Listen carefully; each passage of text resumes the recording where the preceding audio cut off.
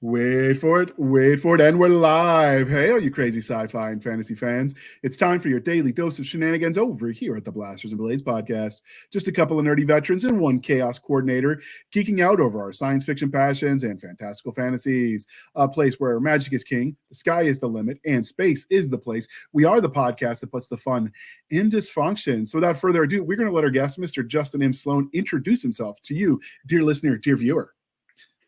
Hello, nice to meet everybody. Justin Sloan here. I'm an author. You might know me from writing some books with Michael Handley, the Reclaiming Honor series, and Valerie's Elites, and some other fun stuff.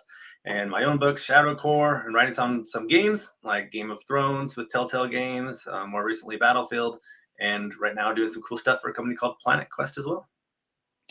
Nice. What is Planet Quest? I've never heard of that one. Yeah, so it's actually not the company. Sorry, I missaid that, but it is the property Planet Quest. The company is Galactic Entertainment. So it's this company that about 2.5 years ago, I was thinking, I got to get back out into the workforce. I miss being part of a team. And I was on LinkedIn networking around, and some people reached out and said, hey, do you want to come work for us and be a narrative lead and write some novels and maybe some comics and maybe some screenplay stuff down the road? And I was like, sure, why not? That sounds cool. And they're a company out of the Netherlands, and they just moved to Dubai recently after that, or like shortly after I started talking to them, they did. And I was like, is this going to actually pay me? Am I going to really get a paycheck? And I was kind of nervous. But yeah, 2.5 years later, I've still been constantly working with them the whole time. And it's been great. And they're getting ready to release some games. And I've written 3 novels for them so far and done some other fun stuff. Oh, nice. We'll have to throw the link for them in the show notes as well. So people that are curious about their other properties can go check it out. All right. Mm-hmm. So the next part of the introduction, dear listeners, how we first found them. And Justin and I have moved around in some of the same author circles for so long. I don't even remember how we met, probably 20 books, because in the beginning, I met a lot of the authors I know that way. I don't remember, though. It's been a couple years. I feel like we probably met before that, though, even like through just a bunch of sci-fi people reaching out to each other and be like, hey, what's up? How's it going? That kind of like I was talking with Tim Taylor a lot back then. And that could be it, because Tim was my first publisher. Yeah, and so I think that was before 20 Books started having meetups in Vegas. Yeah, I think so. Conferences. Yeah, and then I don't think we ever met in Vegas or in person at all. So just this fun virtual world. Yep. Did you go to the 2018 Vegas? That's the one I went to. I don't know. I went to the first one, and then I think I took a break, and then I've gone to the last couple. I always meant to go back, but life happens, Yeah. Well, it's a fun place to be, but it's also like kind of confusing place to be because you're like, where do I fit in here? Am I like best friends with everybody, or are we? Sometimes people treat you like a competitor. I think certain genres do a lot better job of treating you like a buddy than other genres, and so I've started to find that groove a little bit better and have some thoughts on it. I think the military sci-fi, because there's so many veterans that write that genre, tends to be more like, we mock each other in the same way we would have when we were on active duty, but it's not like with any malice or negative emotions. But I don't know. I kind of always took the approach like readers can read way more books in a month than I can write in a month. So I never saw like it as competition with other authors, and no matter the genre. So I'm with you. Or if anything, we're competing against the big trad people and stuff. So we gotta rise up. But I'd say that like the sci-fi writers. I always figured we're all kind of like buddies. Sorry, go ahead. Yeah, I always thought we were competing against the algorithms, the machine, man. We're fighting against the machines. Exactly. Yeah, you're right. Like the sci-fi authors, they stick together. We're all kind of like professionals. And then you have like the lit RPG crowd that they stick together much more like friends, like just a bunch of buddies just chilling and having fun. And then you have like the romance authors who are all too big to be friends with anybody, I feel like. I've met a couple romance authors that are pretty chill, but I mean, they're not like huge names. So that makes, I know. I'm just saying, I think any genre, you can have people to get too big for their britches. For sure. But I think it's easier to do in romance because big in romance is like, like supernova for any other genre. Cause that is the like 70% of all books sold or something are romance novels. So it's like the 800-pound gorilla in the room. So if you're big over there, you're huge. Yeah. Mm-hmm. I don't have a romantic bone in my body, so I will never write that. Yeah. My wife got into it for a little bit, so I got to witness it firsthand. And I was like, well, I'm glad I'm not writing that genre. And you survived, sir. Hats off to you. Yeah. All right. So before we get started, sir, we do have to ask you the religion question. Are you ready for this? Yes. All right. Star Wars, Star Trek or Firefly? Starship Troopers. Sorry, I mean Star Wars. Starship Troopers is good too. Did you like the movie or the book or both? More the movie. I like the book, but it was so much just like not my style of writing, which is very much like I like to tell the story. Sorry, I like to show the story much more, and that's more of a tell kind of old style novel. But I loved the movie is the like very movie. much in your face. Yeah. So you and I are like the minority that loved the movie more than the book. But I would say as a caveat, if you take the book as an approach like a political treatise, much like Machiavelli's The Prince or something along those lines, it's a really well-written book because it's essentially a political treatise. But I just, for the fiction side, it just wasn't as much my cup of tea. I liked the movie, although I did cringe at the lack of tactics. I'm like, dude, you got these mech suits. Where's combined arms? Like, come on, you could do better than just running pell-mell. But what's cool is reading the book and then watching the movie and thinking about how the person decided to adapt it in that way, and then playing Helldivers 2, and then thinking, oh, cool, this is all like a nice transmedia experience. If it was all the same universe. They have Casper Van Dien, who was Rico in the movie, who does a review episode on Helldivers 2, and he's like, it's basically just Starship Troopers, and I love it. And he just goes, it's hilarious. That's great. But yeah, Star Wars. I'm a hardcore into Star Wars. Growing up, I'd say like Lord of the Rings and Star Wars were my two things that I was obsessed over. And nowadays I play a lot of the Star Wars Jedi Fallen Order and Survivor games done by Respawn. And they're amazing. And I'm reading some of the books and they're fun. And so yeah, Star Wars all the way.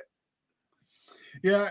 The only thing I didn't like was, and I've said this before, but basically everybody that wanted to write in the early days of Star Wars novel, they wanted to write Han, Luke, Leia, they wanted to write the main characters. And I get that, but that meant that the timeline got murky when you had them over in place A on day 1 and day 12, they're at place B, but it takes 24 days to get there. So it's like, did they bend space time? Like the timelines didn't work up or link out. So I get that they had to make it all like legends in order to create a coherent timeline. But I feel like they could have brought them all in by just tweaking them a little and then republishing them, because it was so much good content, like Rogue Squadron and Republic Commando, and like those were just some amazing books that just got left out, I feel like. Yeah, the fans will stay true no matter what, though, right? So. Yeah. All right. And because we are polytheistic here at the Blasters and Blades, Conan the Barbarian, Ladyhawke, or the Beastmaster? I'd have to go with Conan, just because I'm a simple man, I guess. I think the other two are more like deeper dives. Yeah, I think that's fair. Yeah, for us superficial readers who enjoy it but aren't like super hardcore into it, Conan. Yeah, Conan had that iconic quote about the lamentations of their women. Yeah. It's from the movie, right? Yeah. I don't know if there's any famous ones from the books or not. I'd have to, Google it. Yeah, to crush your enemies, see them driven before you, and to hear the lamentation of their women. There we go. I just did a quick Google of it. Google knows all. Yeah. And I also worked with a writer who was one of the writers on the Conan comics, and so that makes me feel like I'm more connected to it. There's somebody that I understand, one of the small presses that are out there bought the rights to it, and they're starting to write novels, Conan novels again too. I haven't seen them out on the market. That doesn't mean they're not already there, but a couple years ago I heard that the rights were bought. So be cool to see what a new version of that would look like. Yeah. Although if we read it, I'll still always hear Schwarzenegger. Yeah. You'll still always hear Arnold, like he's Conan is Arnold. Idea. I wonder how much it costs. Like I know the people who own the Red Sonja rights, and I was like, oh, that's interesting. Maybe I should chat them up and be like, what's up? Can I write some Red Sonja novels? How much should I have to pay for this? So Yeah, there's a couple IPs I would love to write in, and Conan would be a fun one, I think. Yeah. Just because it's it's like nostalgia factor. It's your childhood. Like I watched that movie so many times as a kid, and then of course every stick you had when you found it in your backyard became a sword, and you just went to town. Boys are simple creatures. Yeah. All right, and because one of the crying shames of adulthood is no one ever asks you what your favorite dinosaur is anymore, I'm going to ask you, sir, what is your favorite dinosaur? Okay, how do you pronounce this? Dilophosaurus. And my reasoning being because that's the one from Jurassic Park that spits at the guy who plays Norm in Seinfeld. Oh, that's right, right. The little, and that's my other reason. The little ones, yeah. Because I love Jurassic Park, I will say Dilophosaurus. I might be pronouncing it wrong. I apologize if I am. That's a good one. I like those. All right, and because we are civilized human beings here at the Blasters and Blades, we are no longer knuckle dragging troglodytes, Coffee or tea, and how do you take it? Coffee, of course. I mean, I do both all day long, nonstop. I take it all day long, nonstop, and also with a little bit of Bailey's in it. We went and got one of the big Costco things of Bailey's, fake Bailey's, Yeah. and we go through those pretty fast. Just my wife and I. And it's always like a little teeny bit, so I'm sure we would Just never. enough for flavoring. Yeah, it's more just for flavor, not to get drunk or anything. I don't know how much Bailey's you have to drink to get drunk, but yeah. So coffee galore, nice and dark, with a little teeny bit of Bailey's in it. So would the Marines still approve of the way you drink your coffee? Is it strong enough? Or have you cut back a little bit? Yeah. But before the Baileys, I don't know if the Marines would be okay with the Baileys part of it or not.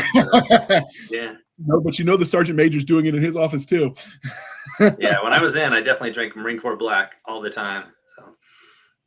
Yeah, we just do that, or you get the stuff that came in the green plastic containers when they bring it to you in the field. That was like tepid and it's like coffee hinted water sometimes. Yeah, not great. No, not at all. So because I mentioned the Marine Corps, we like to ask all of the veterans who turn into authors this question, but how do you feel like your time spent in the Marine Corps affects the way you tell stories?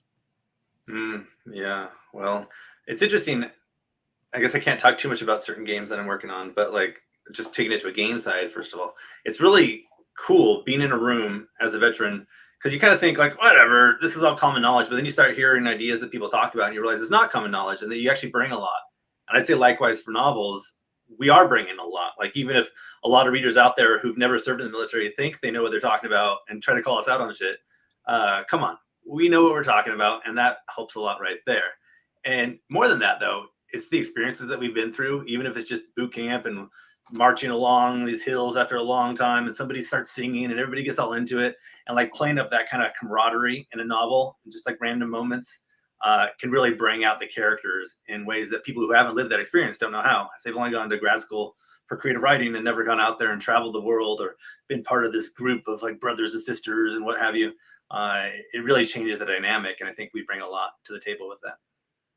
Yeah, that's one of the things that I think any author that doesn't have some sort of physical hobby where they go out and do something is missing lots of opportunities to just enrich their stories. Like, if it's not reenacting or the SCA, the sword fighting, or I don't know, arm wrestling, I don't know, something that you're getting out there and you've got something physical. Because I've read too many stories where fight scenes, I'm like, they clearly did not choreograph that, because that only works if person A can dislocate their arm, pull it off, reach around, and then reattach it, and then that works. Like it's just sometimes it just doesn't pass the biology test. Yeah, and to further answer your question, in the Marines I was a martial arts instructor, so that of course helps when I'm writing all these different fight scenes. And then we've used weapons, so we understand that part of it, and we understand dynamics of the different ranks and all that. So but also when I went to grad school, I took out a lot of student loans so I could just go travel the world, because I was like, this is the only time I'm going to get to. Maybe later in life here and there, but like then I was just everywhere. And just being able to do that and then like use those in stories, I think was way worth it, regardless of all the student loan debt I had to pay. Yeah. I think seeing some of the world, or even if you don't travel overseas, just seeing more of your own country, because like America, at least from our perspective, is a huge country. Like there's so much to see.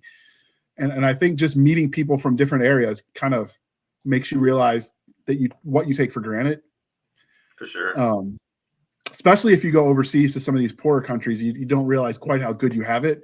I mean, I don't complain quite as much as I used to once I saw people like literally struggling to eat and living in tents, right? Like it definitely changes how you view the world. So was that LA or? No, it's Iraq. Same. So do you ever draw on people that you knew in the military when you're writing characters?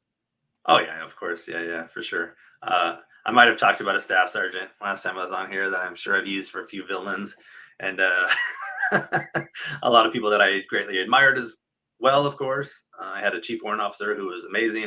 Anytime I'm in any environment, whether I'm creating a book or I'm working in an office, I always think about him, because he was a great leader and inspired me to be better as well. And so if I'm trying to create a great leader, or if I'm just trying to be one, or trying to interact with some who I think are great, I just remember, what did he like? What worked well with him?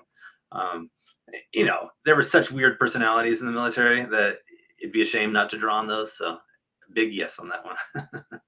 Yeah, you got the guy that'll do anything for $5 if you dare him to. Like we had one guy that drank out of the Tigris and the Euphrates. I don't know if he hadn't died in the war, I don't know if he would have lived from the whatever he's put in his gut from drinking out of those two rivers. But and it's all because someone dared him $5, so he just like drinks it.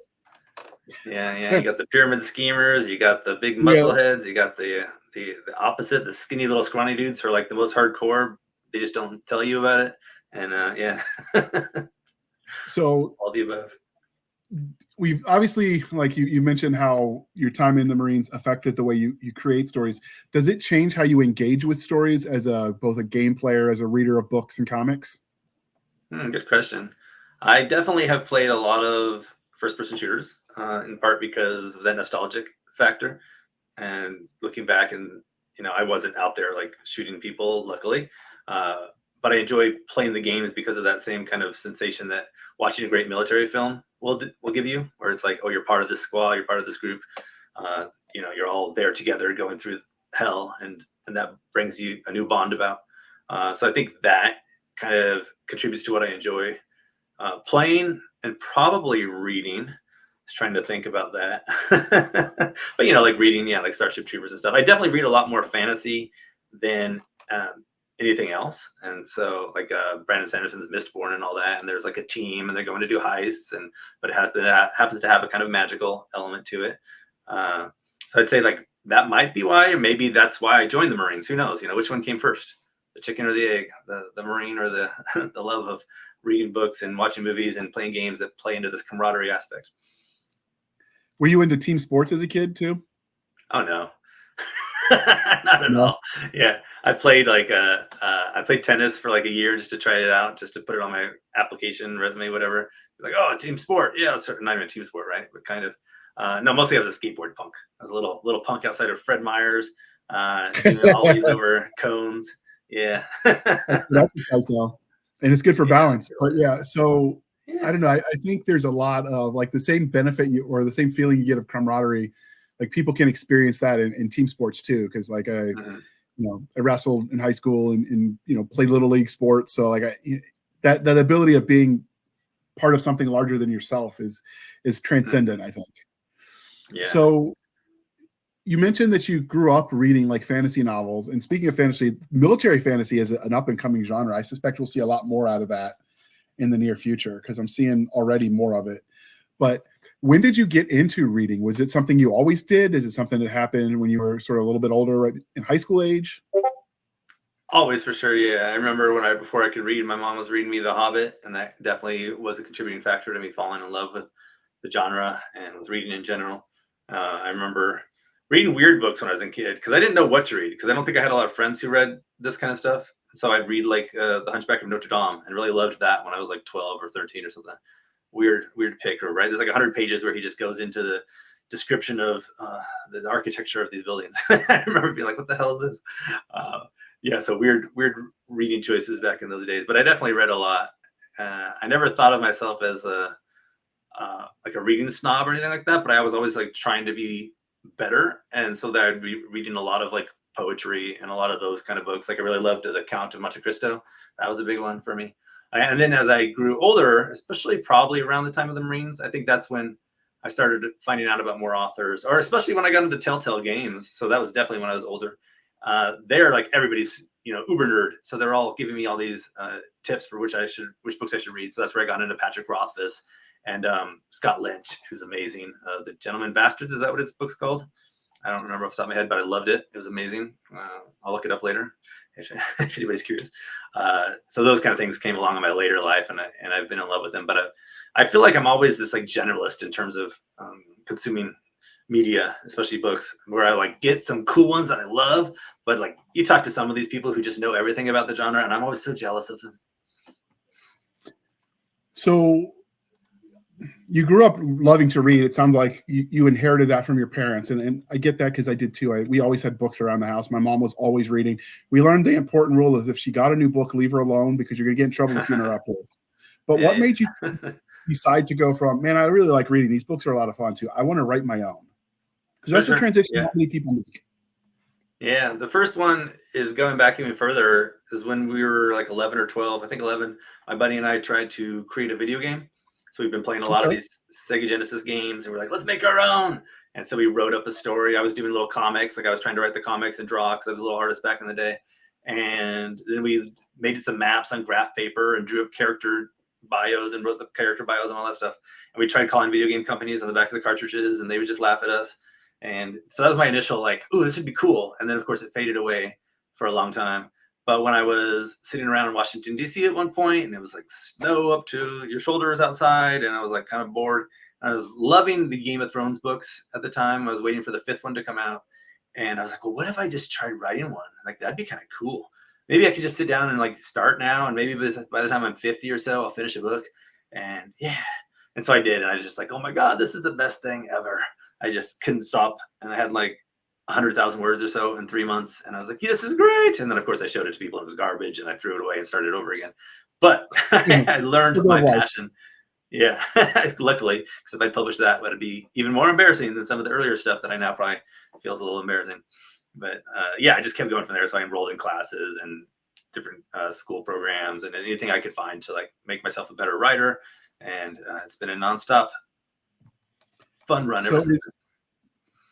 Is there any one moment you think is a kind of a defining moment for you as a creator? Do you mean that defined like who I am as a writer or that inspired me along the way? Either one. It's an open-ended question. Yeah, it's a good question. I don't know. Like I always say like my big full circle moment, which is cool and made me feel like I'd made it and made me feel like I'm a real creative and like there's no going back, was when I got to write on the Game of Thrones games, because as I just mentioned, those books got me into writing to begin with.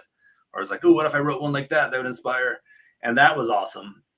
So being able to do that has always made me feel like, I'm done. I accomplished what I wanted. Now, of course, if one of my own series took off to that level, that'd be awesome. But in the meantime, it's great because it's kind of made my ego not be part of the equation, because I'm like, oh, I already did something awesome. I had a lot of fun with it. So now I can just write books and enjoy myself and not feel like I have to achieve X, Y, or Z to be happy with myself.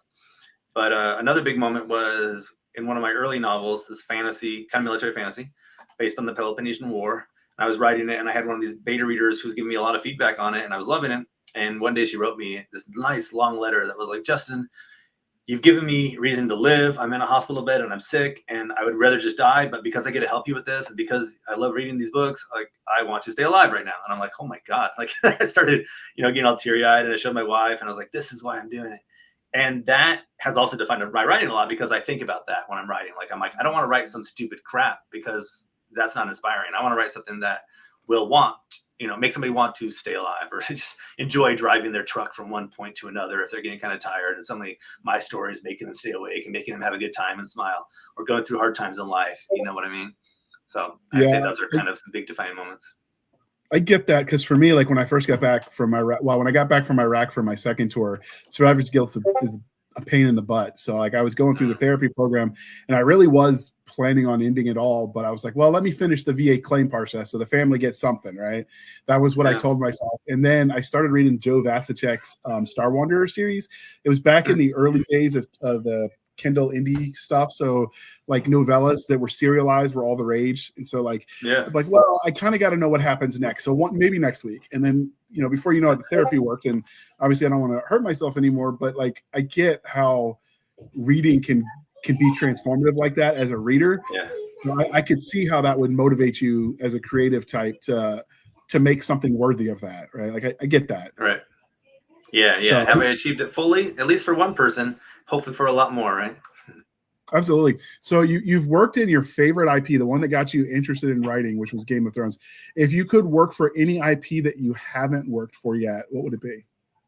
It's a toughie, right? Because my answer, like, I'd say that my favorite IP is really Lord of the Rings. Like those movies, I've watched the trilogy 1 billion times, at least 1,000 times, maybe 1 billion, somewhere in that zone. But it's such a tough one because you don't want to destroy it. And so I think if I was going to really just be like given a choice, I'd probably choose something that would be a little easier for me to jump into without destroying. But if somebody was like, hey, dude, do you want to go write one of the new Lord of the Rings movies? I'd be like, yes, 100%, throw me in there. Even at risk of destroying my own career when everybody throws eggs at me. Yeah, my list would be Halo, because I love the ODST storyline. They were it was just fun.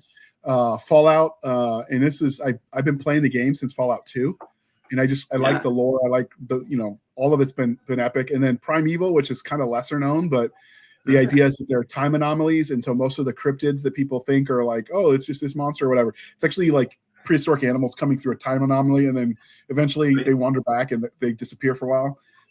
It was an underserved IP that it does not get enough credit, but I'd kill to write in that one too, because it's just so nice. Dinosaurs, modern world, what's not to like? You might be excited to hear that my boss in a recent company I was at was Marcus Leto, who is a co-creator of Halo, and he was really fun and awesome to work with. So, yeah. Was he on the Bungie staff, or when they moved? He was probably there at one point, and then he went off to create his own company at one point, and then he created this one, and now he's off to something else again. So I'm not sure. Nice. It's a fun storyline. Like the lore behind the Fallout stuff is just, at first it was just the games, and that was cool, and then it sort of became so much more. And I like watching that and knowing that it kind of started with some nerds in a basement making a game makes it even cooler, So no, for sure. Yeah, it's really cool to see all these games becoming film and TV nowadays, and doing a great job of it. Like The Last of Us, even though they're totally, going in their own direction, but doing a great job of that adaptation is a lot of fun. So I know you've worked for some game companies. Did any of them? I also know games, much like movies, a lot is made that doesn't ever see the light of day just because of the nature of the industry. Did any of your games actually get made, like that people could experience? I've never not had a game get made. I've lucked out in my career. So I started at Telltale Games, where we were busting out episodes. So basically releasing something like every 2 or 3 months. And that's very rare. And then I was there for 2 years, and I got to work on Tales from the Borderlands, Game of Thrones, Minecraft Story Mode, and The Walking Dead. So already I had 4 credits within my first 2 years of working in the game industry. That was awesome. Nice. And then, it's been great. And then I worked on a few other things, and they've all happened. And there was, let's see, nothing's been shut down permanently. So I was, the quick version is I was at a company that was only open for 4 months, and they closed, but then they moved things around within the company that owned that company. And so it's still happening, and things are going great. So that was my one scare. I was like, oh no, but no, seems to be going fine. Yeah, my youngest loves the Minecraft story mode games. He was disappointed that they stopped that one. Hero Brian is his thing, so he'll think like I just talked to the cool people. Yeah, he'll think I talked to the coolest person around, knowing you wrote some of that. What was really cool is I walked into my son playing it one day, and he didn't know that I'd worked on it. And I was like, oh, I worked on that, and he was like, what? Right? That is so awesome. Yeah, and then going into his school and being like, I worked on this game, and all his friends, because he's in 3rd grade right now, so he wasn't 2nd at the time, and all his friends were like, oh my god, your dad's the coolest, and that was a really nice moment for sure. But now it's gone. It was on Netflix, and it's just disappeared nowadays, so it's really sad, because I was like wanted to show my other kids, and I was like, oh, I guess I can't anymore. Yeah, you could just see where like all the people with like serious like hero job, like I'm a paramedic or a cop or a firefighter, and like the cool guy is the one who made the game, right? And they're like, man, I just sit around and tell stories. Yeah. All right. Well, we're about to dive into the story that brought us here, but before we do that, we are going to shamelessly shill for the man, and then we'll be right back. Across 1,000 battlefields and 1,000,000 wars, there is always a question. What do you do when all the chips are on the table? Do you run? Try to find salvation in the arms of an easy peace? Or do you stand and fight and send your enemies into whatever hole they crawled out of? On Deadly Ground, a heroic Last Stand anthology, has 10 stories addressing that question. Each character faces the impossible in different ways, but all will be tested before the day is done. Can they earn a heroic victory amongst the endless eternity of space, or are they doomed to fall into obscurity?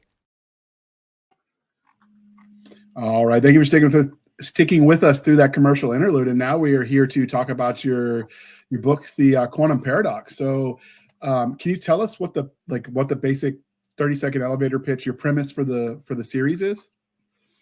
Yeah. So the main concept is it's a future where Earth, this whole solar system, has disappeared. It's been gone for 500 years. Exploded in this big battle that was going on between 3 factions. So we're 500 years out, and each of the factions through this process, they've obtained these artifacts that are remnants of alien civilizations, and each have their kind of own fun, kind of mysterious ability, you could say. We're sticking with sci-fi, but the abilities could be slightly off in the sense that like one is very much just like fast travel, but or wormholes, and then the other one is more like you get to intercept information, but another one almost predicts the future, but we play with it in this way that is more like in a very advanced LLM in a sense. So it's not quite predicting the future. But anyway, so they find a fourth artifact now. This is where the kind of inciting incident starts. This planet that appears, and there's something on the planet, and it starts causing this spread of energy that's destroying signals and destroying ships, and starts eventually eating even planets. And so they have to figure out what's going on here and how do they stop it. And of course, the main point is the characters. There's 4 main characters.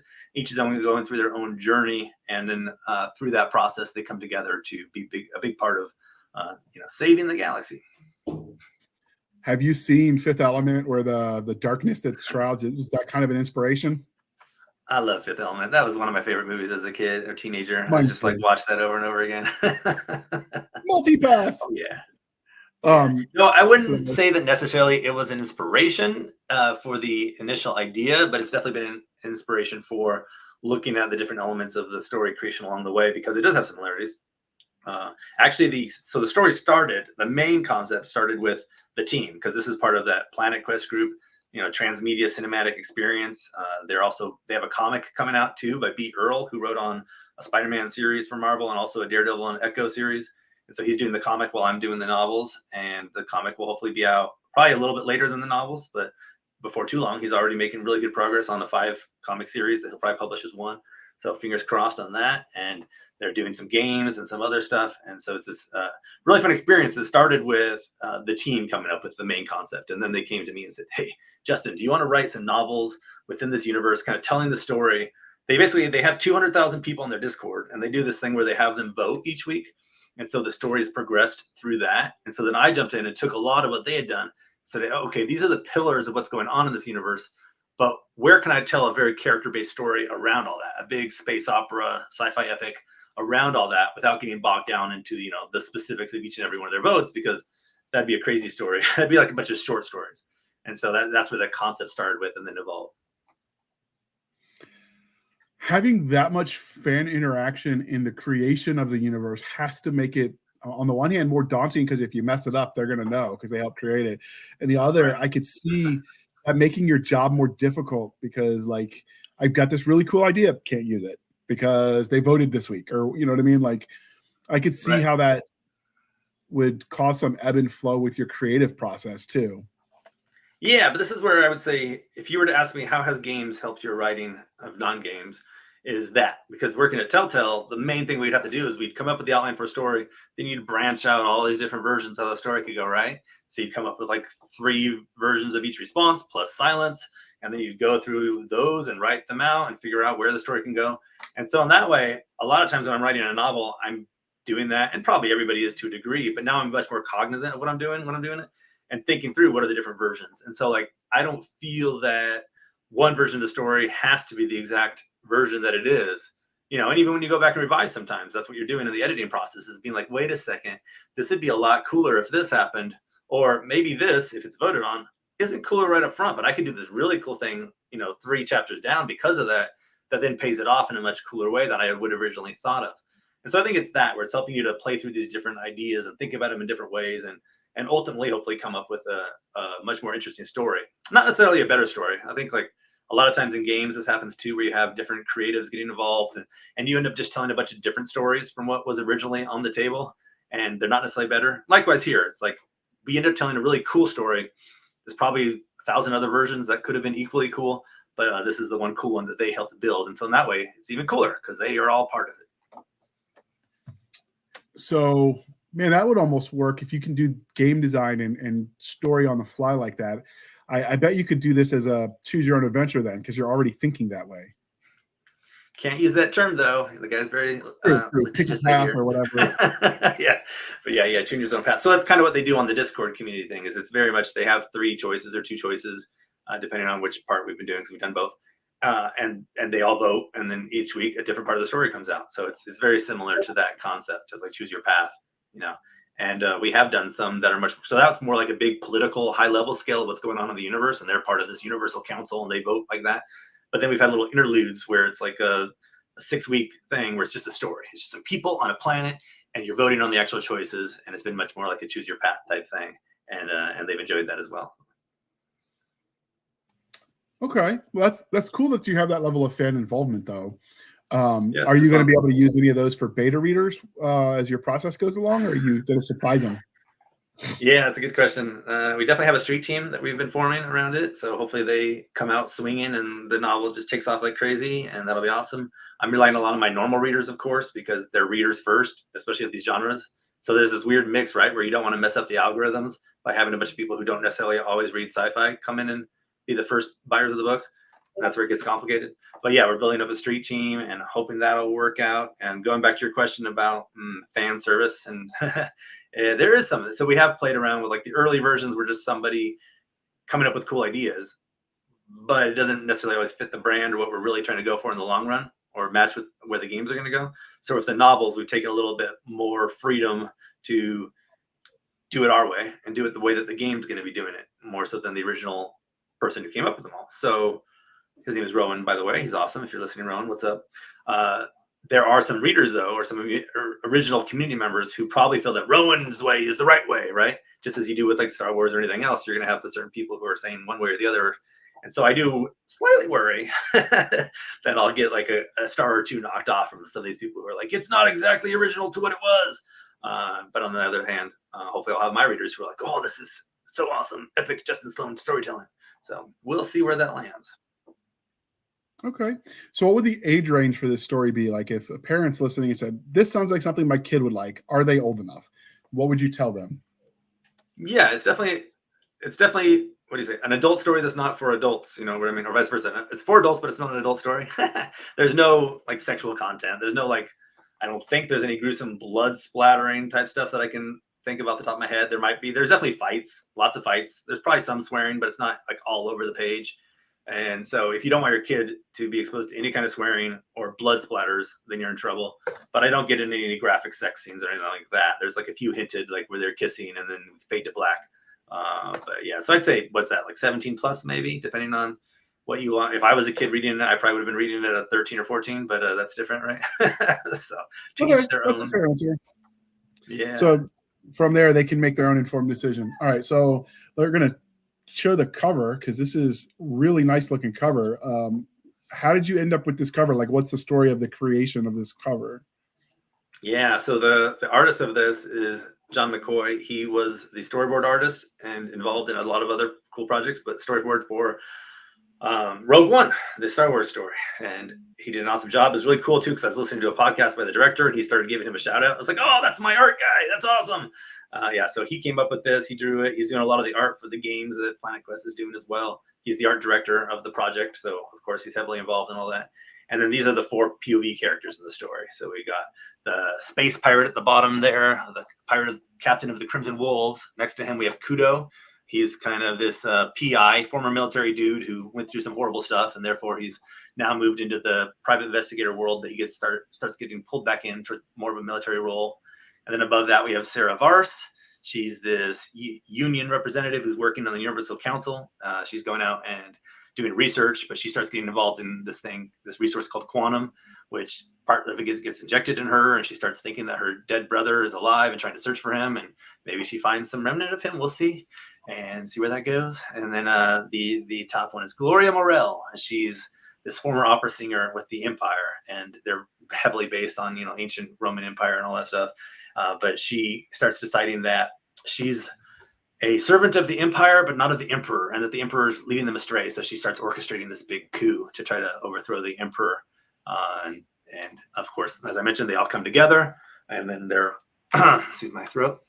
They're all in the trilogies. So throughout the trilogies, you'll be seeing these characters more or less. I can't say if anybody dies and if somebody else gets replaced, but as you read, you'll find out. Yeah. So is it definitely a trilogy, or is there a chance that the story will grow? Oh, yeah, it's growing for sure. So it's not just a trilogy. It's a trilogy now.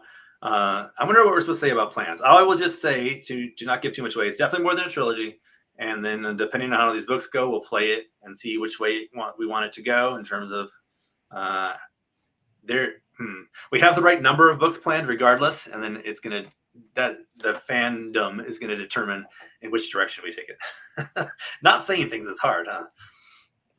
Yeah, I haven't had that problem when I've written, because it's just been me or one publisher to think about, whereas you've got lots of moving parts. So I can see how that could be a thing. So what can you tell us about the various, other than just the overview, what can you tell us about the various like characters that you're going to have, the 4 main characters? Oh, sorry, what was that part of, other than the overview, like more about them? Yeah, what can you tell us a little bit more about each one of them?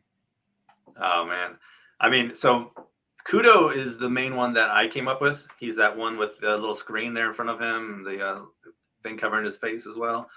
For people who aren't watching, he's like a half Japanese guy, the one who was former military and FBI. So I've been loving telling his story. He teams up with these 2 assassins, basically. He's with the Federation. He gets hired by Vastec, which is one of the big corporations, to go out there and investigate some big attack, kind of theft that happened from their company against, I think, their competitor, Tonocom. And so he gets hired by them and goes off with these 2, and then one kind of turns against him, and he starts having a nice romance with the other. And there's this whole back and forth where they're trying to figure out where the allegiances lie, right? Like, is she loyal to him or to her brother? And then Tonocom versus Vastec, and there becomes this whole big conflict, kind of war that breaks out by the 3rd novel between those 2 corporations as well. And so it's a fun story of him investigating these crimes and then being pulled more and more into the military and trying to deal with what happened in his past. But he really just kicks butt along the way. And I love watching him go through that, and also dealing with, the bad stuff that happened, and wondering, is he worthy of doing this? Is he going to screw up again and get more people killed that he loves? And yeah, so I've enjoyed that. And of course, Montez with his Crimson Wolves, he has this fun story where his fiance was killed by this guy who serves with Sarah Vars. And so he considers her like an enemy at first, but along the way, she'll kind of team up with him and help kick that guy's ass. So that's always fun. But yeah, him and his Crimson Wolves, his pirates, and, breaching ships and mutiny and all that kind of stuff. What I love in these kind of stories. And then looking at Sarah Vars, she goes onto this planet where that 4th artifact comes from, and so she goes through some crazy experiences there. And we get to really follow her back to the Union finally, because if you read the books, you'll see in the first half of the first book, at least, you get a lot of the Federation and the Empire, but not quite enough of the Union, because my Union character is on the central hub, which is Station Ignis, where the Universal Council goes. And so as we get to start following her later on to actually go see what the Union is like and all the different clans and whatnot, I thought that's really fun. And you get a bunch of backstory about her too, how she used to belong to this clan that broke off as one side of the clan became its own clan and basically tried to slaughter her entire group. And so now there's like a few survivors, including her, who are all holding off revenge and just waiting for that day when they can finally get that other clan and just destroy them. And maybe she learns redemption, and maybe she learns like to forgive, or maybe she doesn't. I won't say. Maybe there's a little bit of both. Who knows? But yeah, that's been a lot of fun. And then through Gloria, you get to learn a lot more about that artifact I was talking about that helps them to kind of predict the future in a way. And so you get to see like, when does it work? When does it not work? And follow her through these tunnels as she investigates parts of this and tries to orchestrate her coup. And she has 2 people that live with her who are kind of like her children, but they're not actually her children. Her adopted, one's a niece, one's a nephew. And they have a lot of fun in their journeys that come from the novels after, because I'll spoil it a little bit. The coup doesn't exactly work. It kind of does. And what happens though is now her nephew becomes hunted. And so he's on the run, going through these different planets, and tries to find a way to get back into the Empire, though, because he was never a loyalist to her. He was always a loyalist to the Emperor. And so he's trying to figure out how to reclaim his honor, how to find redemption and rise back up into the Empire again. Versus the daughter, her niece, actually. She becomes one of these keepers of the Oracle, which is the people who help kind of predict this future, as it were. And but there's a lot of testing with quantum that goes into that can result in her death. And so there's this fun journey too, where the other guy is trying to see if he can get her out of that situation and save her. And so probably a little bit of spoiler in there, but that's okay, because that just makes it more fun, right? Absolutely. So given that you have such a large cast already, and then each of these 4 main characters is on their own sort of separate novel. Is this told in like a braided novel story where you kind of tell each of their parts and you jump around and then eventually they interlock together? Or do they start together? Because it sounds like they're starting apart. Yeah, they're starting on their own journeys, and then the novels take them to intercept, to come across each other, like you said, braided style. So very much on their own journey at first, and then it's about the craziness that's going on in the galaxy and how that brings them together. And then they'll separate for their own stories again and come together at different points. Or one character who hadn't, out of these three, Gloria doesn't interact with them at first, but then her nephew and niece very much do. And so you'll see like how their stories, like one might not be part of it. Montez goes off and does these things for a while the other three are involved, and then he'll come back into it. And so I've had a lot of fun with that. And it's resulted in the novels being a lot longer than most of my novels are, as you'd expect, because there's basically 4 stories in here, but 4 very interwoven stories. So like book 1 is 165,000 words. Back in the day, most of my books would be at most 90,000 words, except for the fantasy one I wrote a long time ago. But that one wasn't that good. So what can you say? That's a hefty tome. That's Brandon Sanderson is proud of you. Well, yeah, so, his probably like 500,000 words or more. I don't know. They're big. So are there any secondary characters in these books that you particularly like? Because it sounds like there's going to be a lot of them. So if you had to narrow down to 1 or 2 favorites. Yeah, well, I mentioned like Gloria's followers. They're awesome. Montez with the Space Pirates, he has Yuko, which is his star commander. She's like reads the star maps and whatnot, but they don't really have a love interest per se, because he's not all about that. He's anti-romance, but like as close as you could have a romance with that being the case. And it's more like a badassness, like where they, instead of flirting, they just kill people they don't want alive anymore, and that's kind of their way of flirting with each other, and it's fun. Sounds bad, but okay. That's the way I look at it. And then there's this woman who serves with him called the Dark Mantis, who's a hardcore assassin lady, a pirate who betrays him, and it's fun to watch her journey though, because she interacts throughout the story in different ways with the other characters. And then with Kudo, I mentioned like Windar, the assassin lady who goes with him. She's not really assassin. She's I mean, I guess hitman, assassin, similar thing, but I differentiated a little bit in the stories. And I'm trying to think if there's any that go along with Sarah Varswell. Oh, well, it's a spoiler, but I'll just say without spoiling it, she gets a group of people around her later on who become like her core unit, and they're all pretty fun. There's some people that she actually grew up with but hadn't seen since everybody was slaughtered and wasn't sure if they were alive, and gets to get back together with some of them, form her group, and they go off through these wormholes that open up. They get to explore the other side of the wormhole together. So they get, they become a very tightly knit group through that process. Going back to that idea we were talking about before about camaraderie, that's where that's really played in a lot, looking at her and her team. Okay. And what can you tell us about the bad guys without spoilers? It sounds like, some of the corporations, the darkness it's spreading. Are there other, bad elements that they're competing against? Yeah, for sure. Well, so in book 1, like the main one that I mentioned, that guy who killed Montez's fiance back in the day, it turns out he's bad in more ways than one.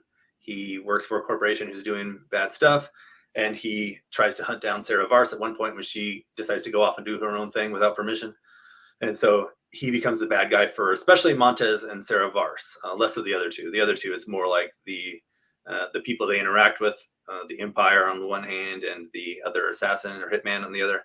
But at whole is that spreading anomaly that's causing all this chaos. So you have the man versus man, but also man versus nature going on here.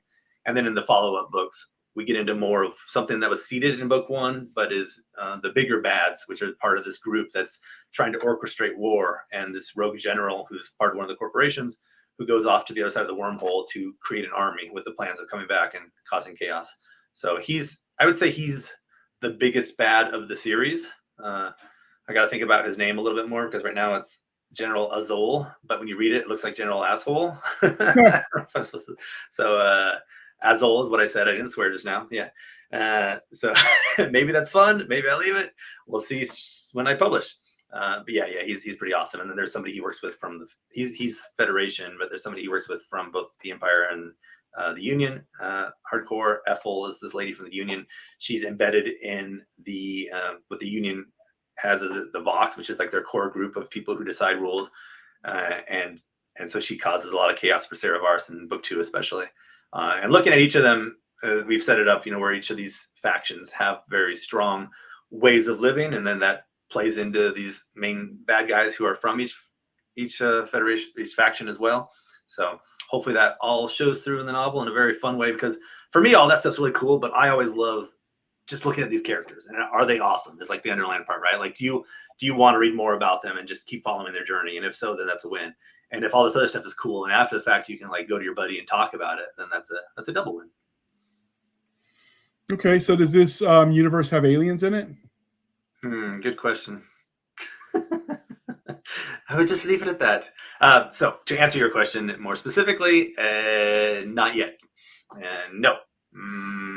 Yeah. So we have these artifacts that are hints of ancient civilizations. We have these things, these fragments that they find on the other side of the wormhole that cause alien creatures. There are a lot of alien creatures, or more like animals, you know. So we haven't met any big groups that are, intelligent alien life forms.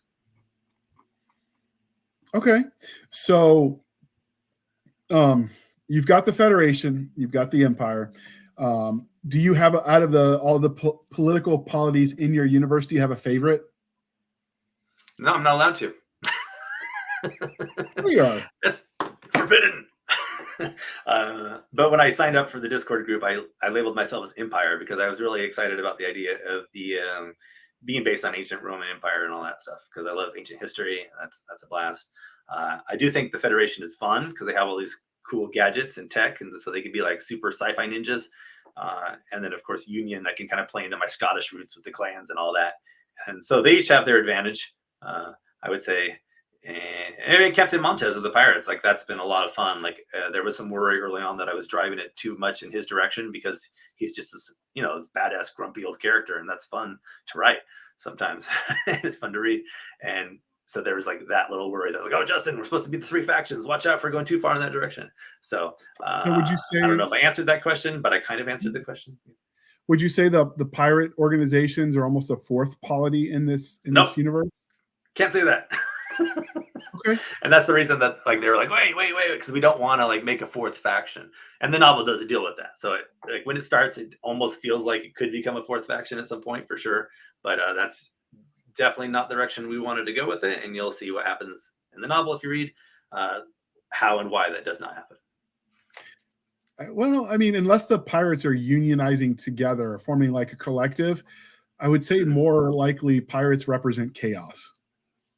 Yeah, they definitely are a big group though at this point. Like Montez has his fleet and they are causing chaos. But yeah, so we do want Montez continues to be a main character throughout. But there are some things that happen that cause it to be less of a faction. Okay, so we ask all of our authors this now, but if you could, would you live in this universe? Sure. Where would I live though? I feel like the Union would be too complicated with all their rules about how they trade and stuff, and Empire would be too strict and too old school. So I'd probably end up going with the Federation, where I could be in some really awesome high-tech environment, and having my next version of whatever the better version of Apple Pro and all these things are and all that stuff. Yeah. So is the Federation like similar to like the Star Trek Federation? Was that kind of an inspiration, or is it just similarity of the name? That's the end of it. Yeah, just the names. Yeah, so this was before me a little bit too, so I'm not totally sure what the pure inspiration was, but like the way we've rolled with it is more along the line of like where it fits. Like Federation is all about corporations and money and profits and all that stuff, and Union is all about the different clans and more like a Mad Max environment depending on what planet you're at, and then Empire being much more about imperial greatness. So the names just kind of fit. I'll say, and honestly, if it was just me, I'd probably give them like some names that are not so commonly used, just so that they stand out more and have their uniqueness. But that's one part about writing in universes, right? Along with like writing in Game of Thrones, we chose House Forrester because it was something that was in there, but separate enough. But you can't really get away from too many parts of the universe, or people are going to be like, this has nothing to do with the universe. Likewise with this, like, gotta write within these walls, and sometimes that's actually really liberating, because then you don't have to try to think of everything. You just have to think of what's the cool story within that and go with it. Okay, so we we like to ask the authors, just because it's a fun thought process. Given the 4 main characters, and we're going to stick with just the 4 main, if they knew who you were Justin Sloan, the creator of the universe, the tormentor of their souls, as the god of their creation, and you met them in a back alley, how do you see that playing out? Are you walking out alive? Your Marine Corps training going to hold you steady? Yeah, well, I think Kudo would have my back for sure. And probably Sarah Vars. I think the other 2 might team up against us. So it'd be me, Kudo, Sarah versus Gloria and Montez there. It'd be a tough call, though. It'd be a tough fight, that's for sure. Yeah, but I think I can manage. Okay. Now you made her an opera singer. What made you decide to go with opera as the profession for her? There's all kinds of hundreds of genres of music, and you went with opera. Isn't that interesting? Yeah, that was one of those ones that existed before me, though, unfortunately. Isn't that the weird part of questions with this kind of writing with a bigger fan base and other people helping to create it? But I love it. I think it's really cool. We've told some stories about her opera past and how when she was still an opera singer, how she leveraged that for her political career. And within that, she actually got sick, and that's why her voice went and why she couldn't stay there anymore. But she's found her new calling in this other life. But I think it's great because it's just plays to that idea of being grand and like bigger than reality, right? Because like any kind of other music is like too timely or like stuck in its time. Opera in its own way is just like it's always omnipresent. It's always there. It's just like boisterous and like loud and epic, and that's what we want for her. It's one performative genre you could use where it's like really 5,000 years in the future, they're still telling Shakespeare. Come on with something else. So I get in that respect from a creative angle, because it's an overarching way of telling a story, but not a specific story. So it kind of is. And I think Fifth Element gave you an interesting look at what opera could look like, because you remember that blue lady on the stage that was singing. So you've got room from a sci-fi perspective to go there. Right. I don't know that I would have thought of opera right off the bat, because it's not something I normally listen to, right? So no, Fifth Element has so many great moments, and probably some similarities here, as you've been pointing out. But I think what's cool about these stories is that we don't have the aliens yet. And so like for me, with one reason I loved Game of Thrones when I got into it was that although they hint at magic, there's no magic or dragons or anything for the first like 1,000 pages. And then somewhere around toward the 2/3 or 3/4 or something point of book 1, you start getting a little bit more of that. And then of course there's, spoiler, the dragons at the end of the book. But before that, there's really not a lot. And I thought that was great, because I'm like, I know I'm in a fantasy world, but these are grounded people. I'm living with them. I mean, of course, you see the White Walkers and the prologue and stuff, but that doesn't count. But because mostly you're grounded and you're right there with them, and you know that these are just people and that you're living a story of actual people. Nobody's going to throw fireballs out of their butts or whatever.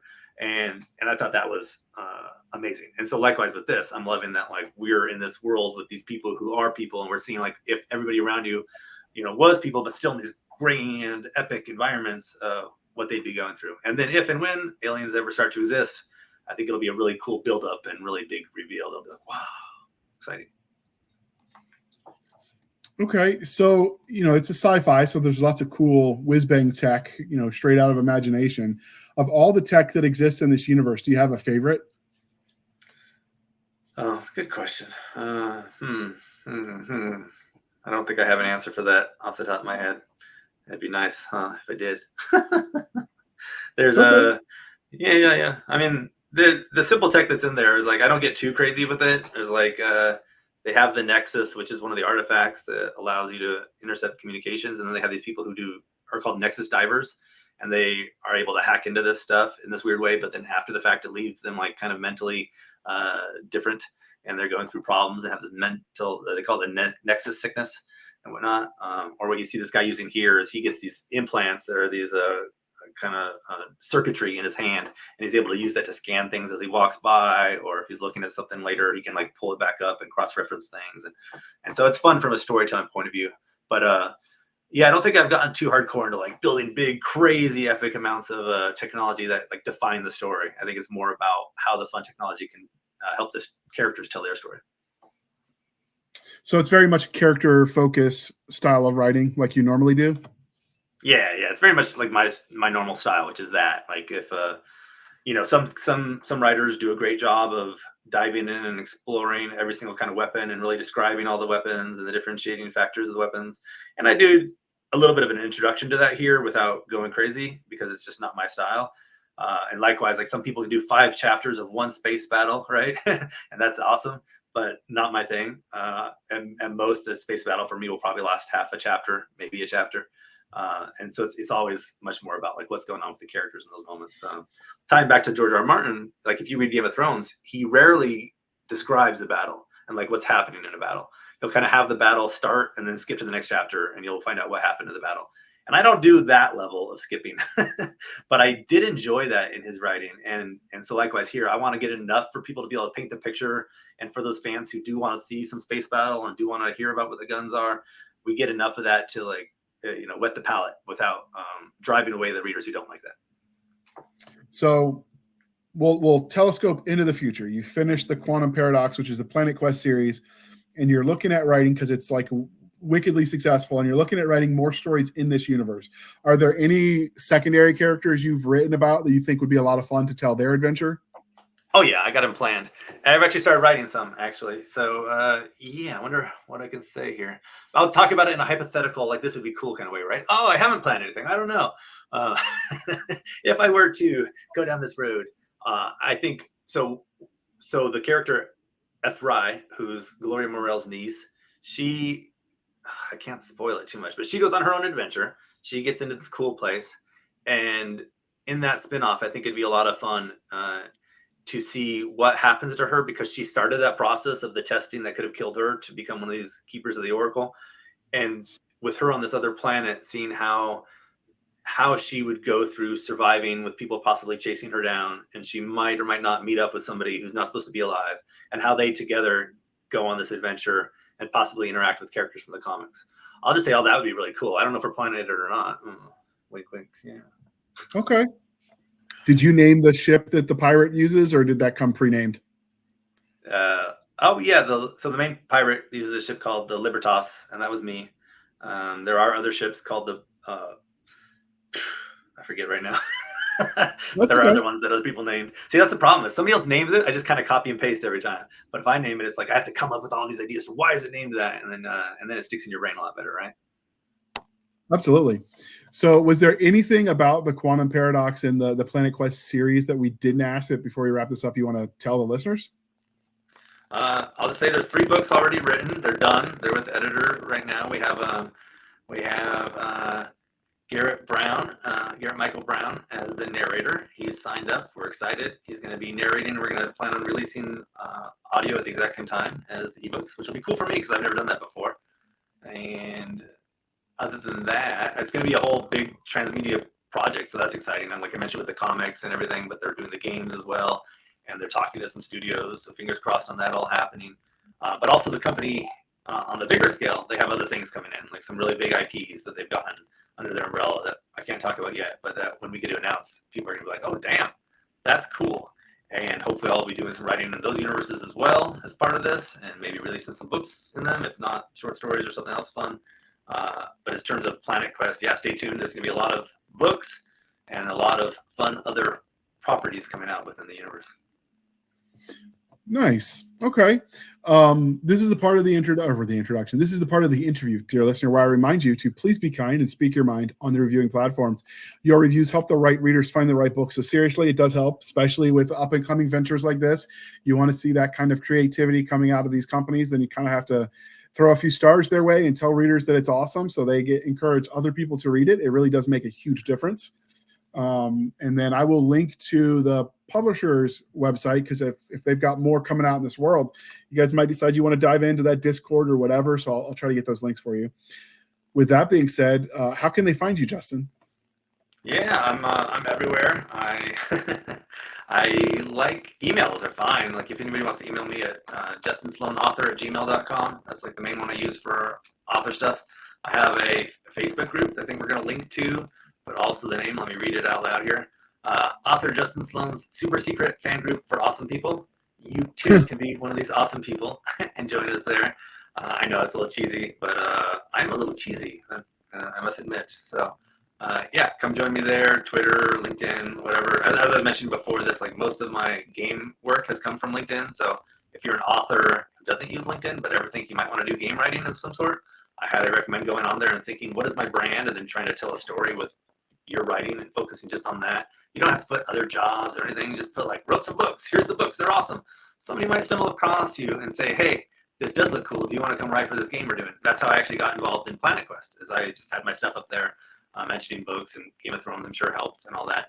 And then they brought me on, and I've been writing books for them, and it's been a lot of fun. It's really nice to not have all that anxiety of writing just books for yourself all the time, which can break your head sometimes. So I think it's nice to explore other avenues along with writing your own novels and see where it goes. But yeah, so Twitter, email, Facebook, whatever you want, I'm here. I'm happy to chat.